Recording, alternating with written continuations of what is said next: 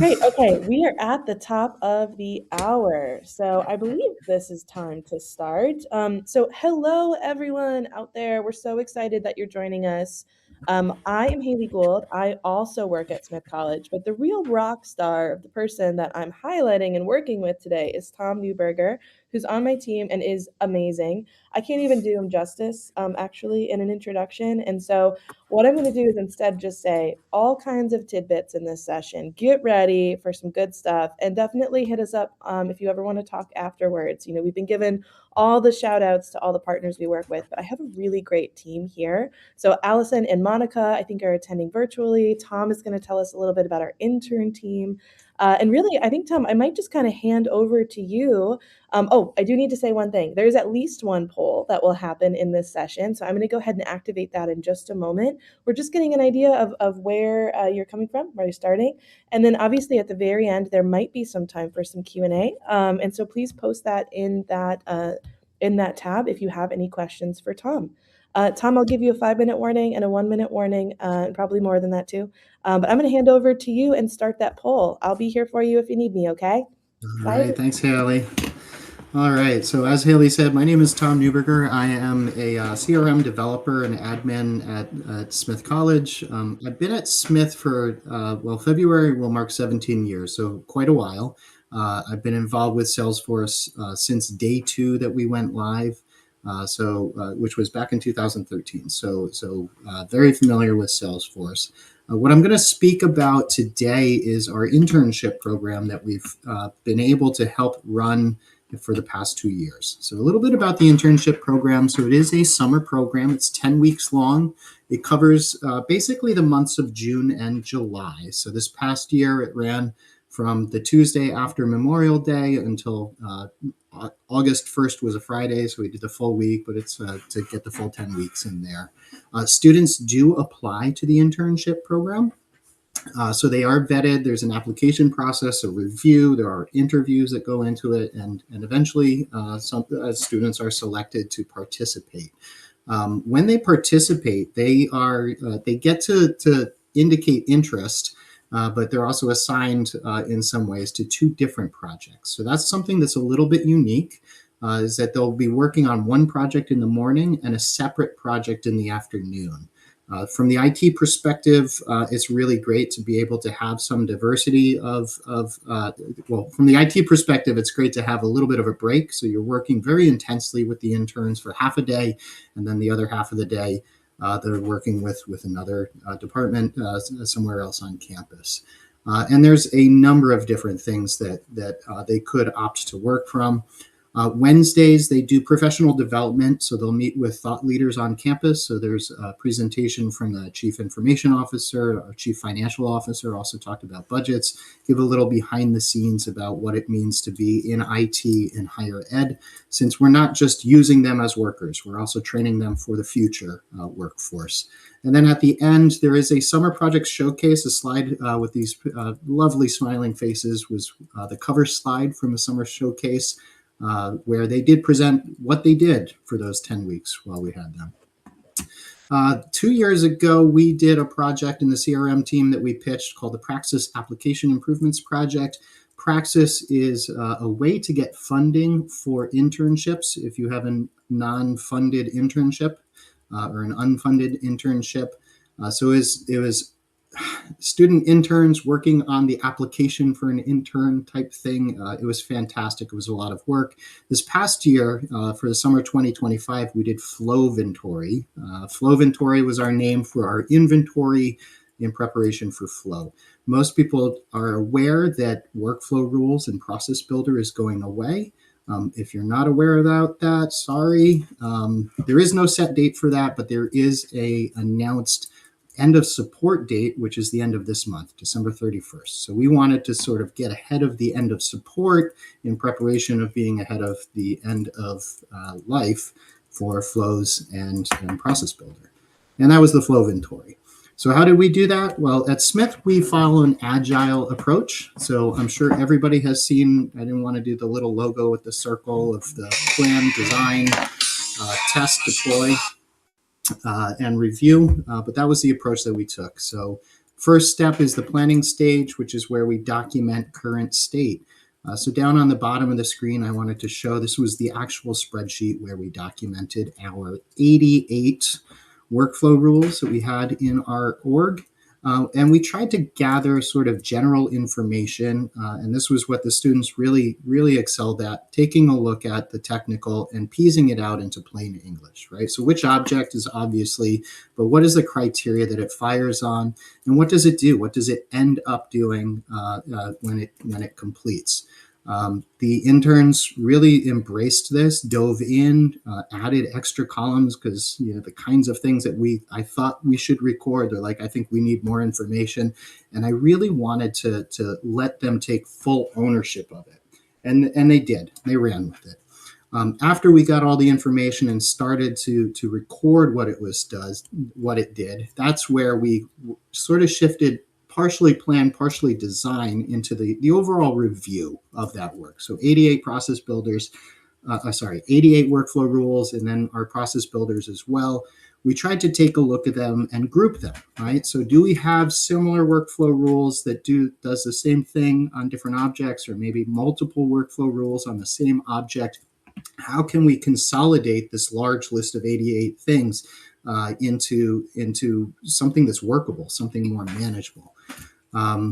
We also were able to identify cases where we had, I called them sort of cascading events. So we had a workflow rule that resulted in a record getting changed in such a way that it would fire off a process builder. And the process builder would go and do things and create other records that would cause a roll-up helper to fire, which would then result in other workflow rules fire. So things like that, right? So where one automation kicks off another, and how can we sort of organize and document that? The screenshot below that I want to highlight is two separate workflow rules that they were able to identify. They're on the same object and do similar things. They're related to attendee records, attendees, so event registrations. We use Blackthorn events. And we do special things for reunion for our alums, and we do other special things for attendees for reunion that are non-alums, or they're guests. So those two things, same object, very similar, two separate workflow rules, was an example where we identified that those two workflow rules could probably be combined into one flow. Then we got to the fun part, which is the actual building. So we started really simple. We started where it was like a simple, super simple workflow rule. You'll see an example in a second where it was just a one and done. It comes in, it does a thing, it exits, right? To get our students familiar with workflow rules, with building flows. And we use Trailhead. So Trailhead is a fantastic resource. I got to say, it was really critical for our student interns to get up to speed with general Salesforce concepts. You got to keep in mind that at Smith, we don't have any Salesforce classes, right? There's no learning about Salesforce that can happen in the classroom. So this was the first time that our student interns were ever logging into Salesforce sort of front end, right? So we do have a community. They may have logged into the community, but logging into the actual Salesforce org, going into setup and working with records. So Trailhead was incredibly useful for that. And as they got more proficient, more familiar with the tool, we gave them more complex things. But as I said, start simple. You got to start somewhere. And I'm going to show you, this was one of the first flows that was written. And in my mind, this is the most workflowy rule that you could convert into a flow. I've got a record. It looks a certain way. I'm going to update it in a certain way, and I'm going to exit. This is just the bread and butter of workflow rules, right? So they were able, while we started here in the beginning, they were able to eventually tackle and take on additionally complex things, such as this flow, which is one that the interns built this past summer. Probably can't see because it's really kind of large and zoomed out, but we do have some gets, we have some record updates, we have two loops in there, we have decision trees, we have email alerts that are firing, very complex stuff that they were able to do. But again, building off of that foundational, start simple and move up to more complex. The other thing that we really drilled in before they could move from the simple to onto the next was testing and documenting our testing. So testing was critical for us. We took the approach that you had to have a test script written and approved for your flow before we move on to the next thing that you're converting. So rather than doing a giant push, get all the conversions, and then go back and do all of the writing of the tests, we kind of did that along the way. And that's that iterative approach of agile coming through that we were training into our summer interns. We do use a standard format for our test scripts, and so I'll show that in a second. And with that format, there's clear steps and process that you follow, and then clear way for people, individuals, to record their results and or questions with it. So as I'm showing here on the screen, this is a little sample of a script. And right in the middle, you can sort of see the tasks column. This is a very prescriptive, very direct, do this, do that, do this script that they can follow. Right? Log in, click the register button, add a guest ticket, confirm that you see a thing, do another step, confirm you see a thing, and success is down. This was critical to make sure that as they were developing and building the thing, they were also developing and writing out this test script. All of these steps were typed in by the interns themselves. It wasn't us trying to do it for them. Really gave them full ownership. As you can see, there's a column for Tulip. Tulip was one of the interns, so Creedy was another one. Next one over would be Tom, where I could do my testing. We use the same test script for our development sandbox where we did this, and then we copy it's Google Sheets. We copied the tab over, cleared out the results, followed the same scripts when we moved to our full data sandbox, created additional columns for our end users to follow the same scripts. So we had end user testing as well, and then followed the steps again when we did eventually move to production. But test scripts were a big part of what they did as they were doing the development. All right, so that in a nutshell, really high level, is what Floventory was. A lot of really great benefits for it. So first of all, for the interns, they got to learn Salesforce, and they learned it in a way where they were actually doing admin and development work. They built flows, right? They were looking at the API names, looking at custom fields, looking at page layouts when things weren't updating or they needed to see that it did change. Security and permissions. We did run into some permissions as we were doing some of our work. They also learned project management skills. So that agile approach, the documenting of everything. We did have daily check-ins, so they were in the afternoons this summer. So normally we have a daily stand-up on the CRM team. That's first thing in the morning. I had a daily stand-up first thing after lunch with my interns this past summer. And what was rewarding for them is that they got to see their work make a difference, right? So it did get moved into production. And they got to know that work that they did over the summer is helping to make Smith a better place. For the CRM team, one of the best benefits was that we got to share the love and build the Ohana in Salesforce, and that's really meaningful to me. I could geek out and talk about Salesforce all day, but my family doesn't want to hear it. But being able to have two really engaged, energetic individuals learn about Salesforce and geek out with me, it's really rewarding to work with students in that way. A benefit of having students work on your work is also that they have a very different perspective, right? So I'm 40-something years old. When I applied to college, or what I was doing in college, is very different than the reality of today. That student application, the praxis application, there were things that the students could say, yeah, that doesn't make sense to me, where it made perfect sense to me because I've got an old brain, they've got a young brain, right? So that perspective is critical. And then also tangible things. So I said we started with 88 workflow rules. We are down to 6 that are active in our production org. 4 of them are managed packages or delivered from managed packages. So that's a fantastic reduction. Really excited about that. And same with Process Builder. We had 14 fairly complex process builders, to be honest. And we're down to 3 that are active, 2 managed packages. Those two workflow rules and one process builder are related. That's one of those cascading things that we're working through. And we are expecting that will be resolved and will be down to just the managed packages.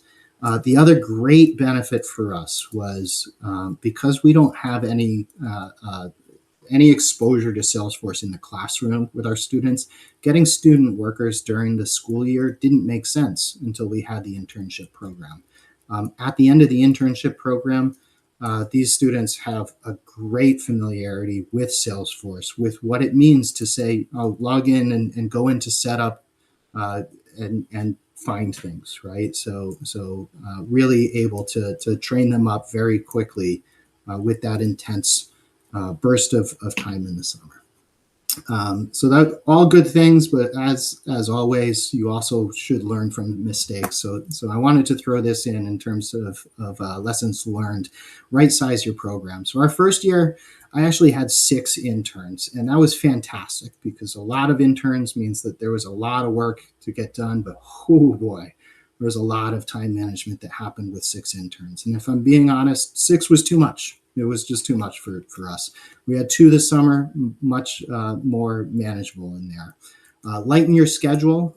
So while you have the interns for half a day, you might feel like now I can get all the rest of my work done in the other half of the day. That's never the case, right? So you can't always add more stuff to it. It's the stop, start, continue approach. So lighten your schedule. You will have interrupts. You will have things that you'll need to unblock for your student interns while it's not technically their time with you, so that they can proceed tomorrow. And also use Trailhead. I'm highlighting the build flows with Flow Builder trail. We didn't have them do the entire trail because it's rather long, but there are some great nuggets in there and some great self-help work that you can assign to them to really get up to speed with Salesforce really, really quickly. And again, great opportunity to hire them as student workers after the internship is over. All right.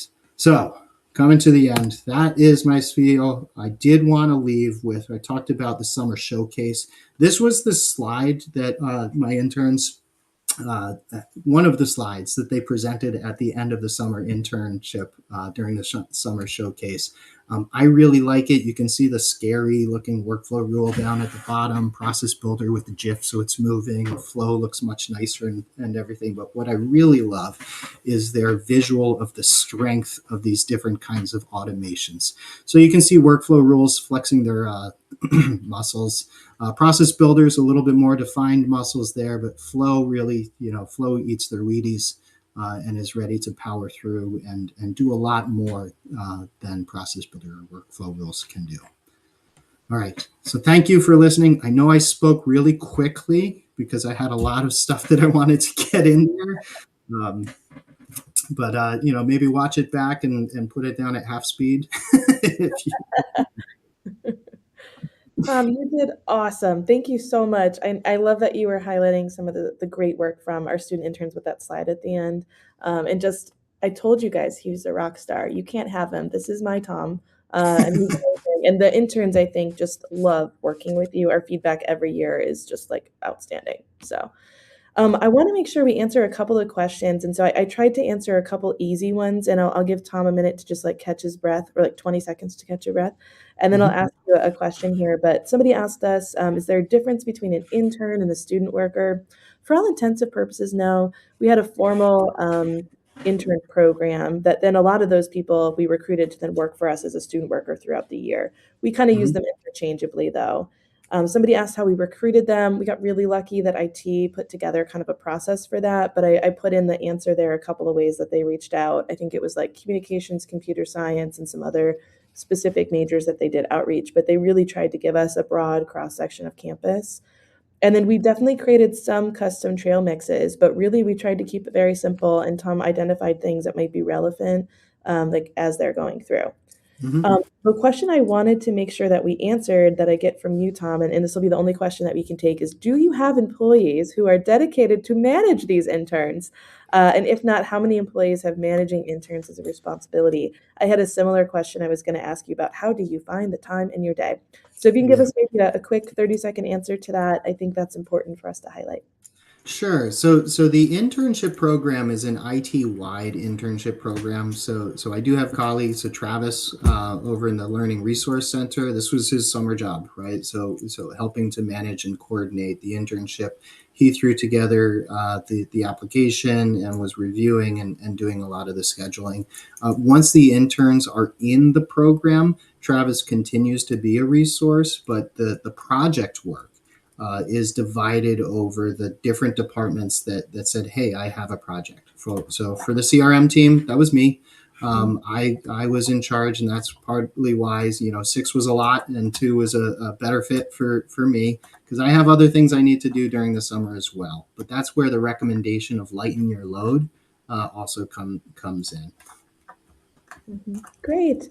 Tom, thank you so much for sharing. I would definitely say reach out to Tom if you have any questions about doing this. We're also going to hopefully do this again sometime, Tom. I think that was outstanding. Just thank you for sharing your time and your efforts and all your good work. Tell the interns that we're excited about that too. Of This course. recording, along with other recordings, will be available very soon in about 48 hours after the event.